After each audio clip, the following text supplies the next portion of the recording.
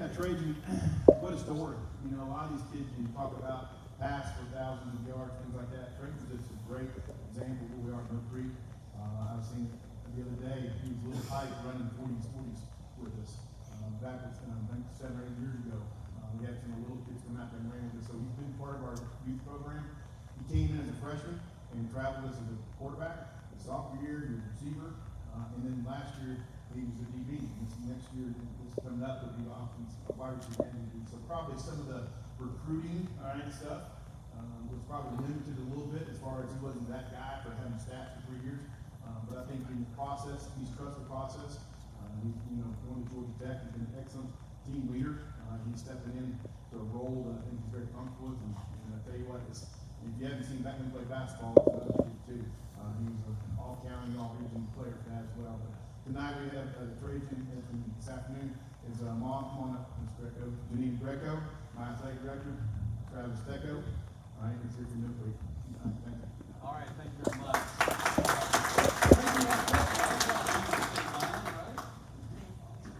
He got himself some highlight reel from that Sunday State Championship game. Our final game of the Corky Kell Classic, game 11. That'll be the 7 o'clock game at MBS. That's Walton versus Grayson. Another incredibly difficult and fun matchup. And Walton at table 23. There we go. Daniel Froner. Well, Daniel, 2 years ago, kind of at this event, I know we talked a bunch. We do that a lot during high school football season, getting ready for games and stuff. And y'all were kind of stuck in that rut where you were making it to the second round of the state playoffs and couldn't get past it. It was 4 consecutive years, but now you've gone semifinals and quarterfinals in back-to-back years. You know what that next step is, right? That's correct. State championship, right? That's the plan. That's kind of been our goals we've got there. 3 goals: win the opener, win the region, win the finisher. So we're still trying to get that last goal out. I think you guys got the group to do it. Of course, what we just said, 7A football is as close as you can be to college football without it. What do you see as the missing piece, if there's anything, whether that be physically, mentally, spiritually, emotionally, that you got to get done this year to get you to that state championship? Yeah, I mean, for us, it's handling the middle part of the game better. I feel like the last 2 years we got knocked out. We did not handle the middle part of those games.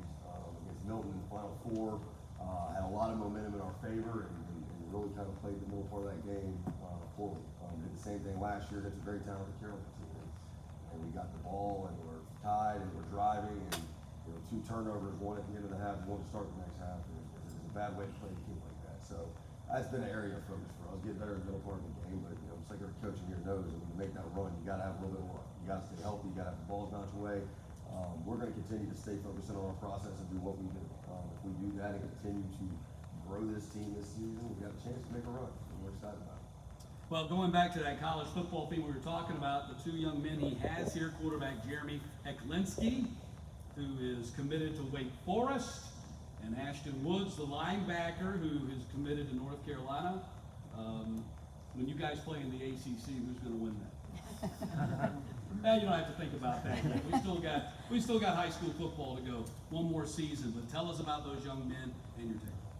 Outstanding young man. We've got a great senior group. This has been one of the most outstanding all seasons we've ever had, and I think a lot has to do with the type of kids we've got right now. Been fortunate to watch these guys grow up. I'll never forget almost losing the semifinal game in the 8th grade championship run when I had this guy go punt the ball. When not a good idea, but they found a way to win, and they ended up winning the championship that 8th grade year. So it's been really fun to watch them grow. Outstanding guys, and they're offensive leader, defensive leader, just leaders on the team. So it's been a fun ride, and we're trying to soak up every minute we got with them. They're going to be gone in December, like a lot of our guys graduating early. So we're going to try to soak this up and push that senioritis off to the last week or so of December. But with us, we've got Dr. Chris Williams, our AD, Amy Hecklinski, Jeremy's mom, and John Woods, Ashton's dad. Thanks for having us. All right, there you go, guys. Good luck this season. I haven't seen Jeremy play. You're going to want to watch Jeremy play. We got a lot of talented quarterbacks in the state of Georgia, and some of them in this room, and Jeremy he is the proverbial gunslinger. He is fun to watch. Is that okay, gunslinger? I thought so.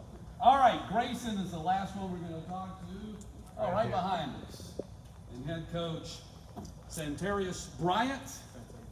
Santavius, pardon me, I threw an R in my. Now, this is not one of their 4-star running backs. This is the coach. 28 years old, right? Congratulations on a super big time job at such a young age. He was the DB coach for Grayson when they won it in 2020. He was the DB coach last year for Gainesville when they got to the 6A state championship game. Is it safe to say, though, that being a head coach at Grayson, is that ahead of schedule for you, or is this exactly the way you had it planned? Just being honest, I didn't have a plan. It's kind of what God did for me. What are you seeing from your kids this year as you get ready for the 2023 season?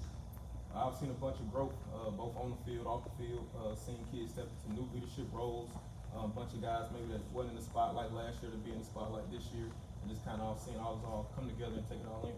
Well, one of the guys in the spotlight is Kylan Fox, their 4-star tight end. He's rated as high as the number 8 tight end in the entire country, and he is committed to UCF. And your quarterback, J.D. Davis, who passed for 2,200 yards and 15 touchdowns in 2022. Tell us about those young men and what you expect out of them.